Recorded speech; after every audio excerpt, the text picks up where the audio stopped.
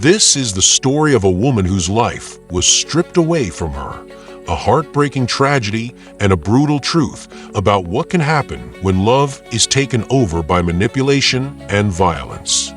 Hear the story of Rosana Gallano, a beautiful Argentine woman, full of dreams and hopes, but who ended up in a life of obsession. This story is not only a tragedy, but also a powerful warning about the dangers that can lurk in seemingly perfect relationships. Rosana Edith Rodriguez Gallano was born on November 24, 1978, in the vibrant, fast-paced heart of Buenos Aires, Argentina. She was the second of 3 children, raised in a modest neighborhood on the city's outskirts. Her parents, though financially strained, worked tirelessly to provide a stable and loving home for their children. Despite their limited means, there was always an abundance of love, support, and warmth within the walls of their home. Rosana's parents, who valued education and hard work above all else, instilled in her a deep appreciation for these virtues. From a young age, Rosana exhibited an unmistakable artistic flair. Whether it was sketching on the backs of school notebooks or experimenting with different colors and textures, she found comfort in the creative process. As she grew, so did her talent, and it became clear that she had a gift for design. Rosana dreamed of one day becoming a renowned architect or interior designer, someone who could transform spaces into living works of art. Her passion for creating beauty was undeniable, and her parents, recognizing her potential, encouraged her to pursue her dreams, regardless of the financial hurdles they faced. Though life was difficult, Rosana never lost sight of her aspirations. She poured her energy into her studies, determined to carve out a future for herself that went beyond the confines of her humble beginnings. She saw in architecture and design not just a career, but a way to express her innermost thoughts, to leave a legacy of elegance and creativity. Her dreams were big, her ambition fierce, and her heart full of hope for the future. A chance encounter, meeting José Ares. In 2006, at the age of 28, Rosana's life took a fateful turn when she met José Ares. A successful man 12 years her senior, José seemed to possess everything that Rosana believed she needed in a partner: financial stability, confidence, and a certain sophistication that she admired. He worked in a respectable profession and had cultivated a reputation for being charming, articulate, and successful. He quickly won Rosana's heart with his affable demeanor, sweeping her off her feet with grand gestures, romantic dinners, and heartfelt promises of a bright future together. For Rosana, this new romance was everything she had dreamed of. She found herself enamored not only by José's external accomplishments, but by his ability to make her feel truly special. It was as if, for the first time, someone had noticed her, someone who seemed to understand the aspirations she had for her life. José made her feel like she was the center of his world, and his words, often filled with admiration and love, offered her a sense of security and belonging that she had longed for. But as the months passed, the initial thrill of romance began to fade, and the cracks in their relationship slowly began to appear. What initially seemed like minor disagreements or misunderstandings slowly revealed themselves as warning signs of something darker lurking beneath the surface. José's seemingly small requests for Rosana to spend more time with him and less with her family, to dress in a way he preferred, to focus on their life together were, in retrospect, the first subtle signs of control. Rosana, caught up in the whirlwind of love, didn't recognize the gravity of these changes. She attributed them to the natural dynamics of any relationship adjustments that had to be made in order to build a strong partnership. But as time went on, José's behavior became more demanding, more possessive. He began isolating her from the people she loved. He subtly but steadily made her feel guilty for spending time with her family and friends, casting doubts on their intentions, and sowing the seeds of distrust. The descent into control, a slow and steady erosion. What began as mild suggestions turned into harsh criticisms. José started questioning Rosana's choices, belittling her career aspirations, and even making fun of her artistic pursuits. At times, he would tell her that she wasn't good enough, that her dreams were too ambitious. His words stung deeply, but Rosana, caught in the throes of an unhealthy attachment, tried to reassure herself that he was just looking out for her. He loved her, after all, didn't he? But soon, the emotional manipulation gave way to something far darker. José's jealousy became all-consuming, and with it came fits of anger and explosive outbursts. Rosana, once a strong and independent woman, found herself shrinking under the weight of his demands and accusations. Any interactions with other people were met with suspicion. He would scrutinize her every message, every phone call, demanding to know who she was speaking to and why.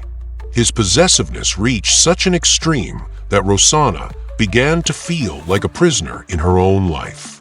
She was no longer the woman who dreamed of transforming spaces with her creativity. She was someone who existed only to meet José's needs and satisfy his ever-growing list of demands. José's actions escalated to physical violence.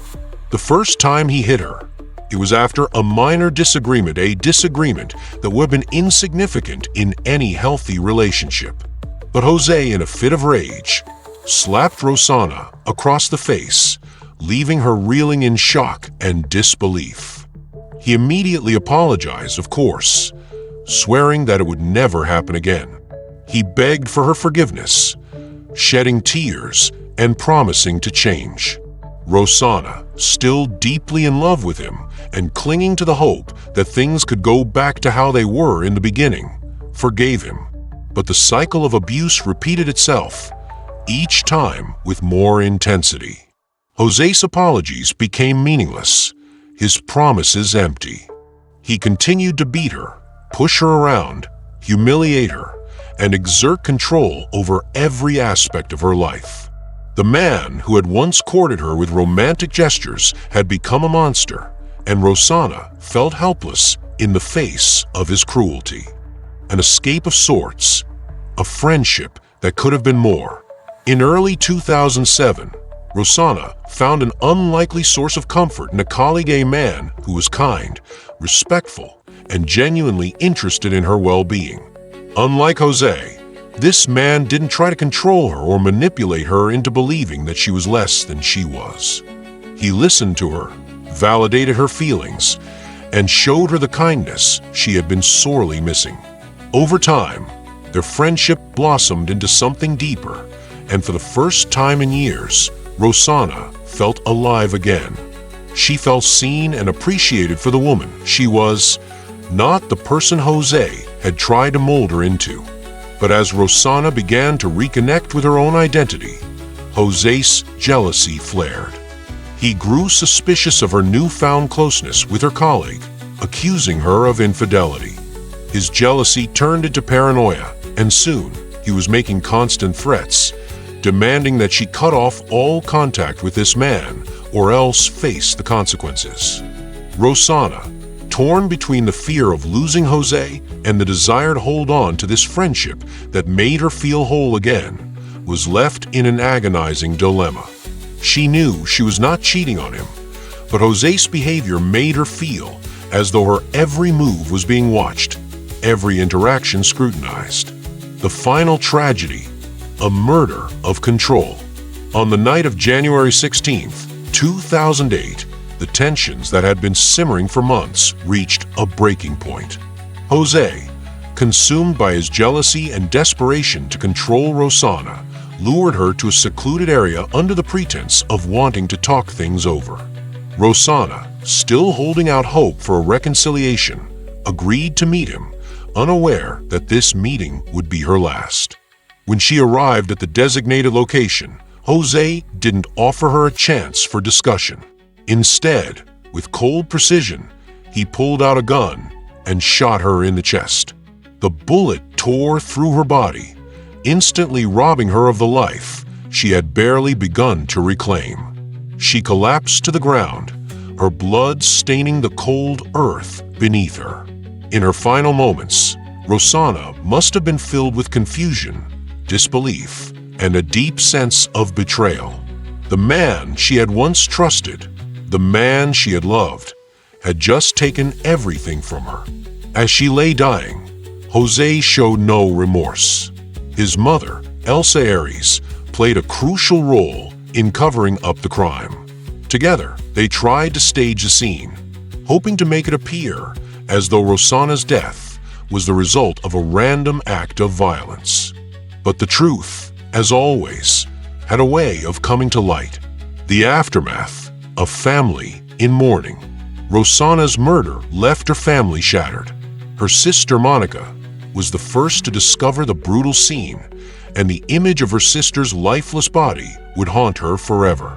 Monica had spent hours trying to reach Rosana, growing frantic with worry. When she finally found her sister, it was already too late. The sight of Rosana's cold, motionless body marked the beginning of an unthinkable grief for Monica and the rest of the family. The investigation into Rosana's murder soon revealed the shocking truth. José had not only abused her emotionally and physically for years, but had meticulously planned her murder. Both he and his mother were arrested, and the justice system began its slow process of holding them accountable for the tragic death of a woman who had once been full of life, promise, and ambition. Rosana's legacy, a call for change. Though Rosana's life was tragically cut short, her story has not been forgotten. It serves as a poignant reminder of the insidious nature of domestic abuse and the destructive power of control and jealousy. Her death has inspired countless individuals and organizations to take action against violence in relationships, particularly those that are marked by emotional manipulation, possessiveness, and isolation.